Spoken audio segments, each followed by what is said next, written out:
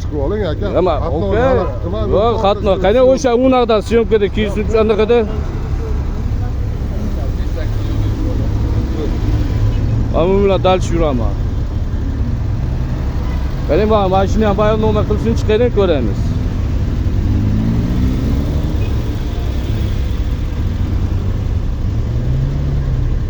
Mana shu xodim geylari mana o'zimni to'xtatib turib, mana yerdan bayonnoma tuzaman deb turib, yana anaqa ishdan qilaman debdi. Zo'qing bo'ldi, hurmatli haydovchi. Keling. Qanday bayonnoma qiling, rasmga o'linchi. Aka chekkaroq chiqmay mana edi syomka. O'tay transport vositasi. Yo'q, umuman. Qani o'ling, yo'q, rasmga olib bayonnoma qiling, chiqaring. Yo'q, siz bayonnoma qiling, qani ko'ramiz. Bayonnoma qilib qo'ydim sizga. Yo'q, mana qani. Mana siz o'zingiz to'xtatib turib, siz meni endi bayonnoma qilaman desiz. Qani mana ko'ramiz mana.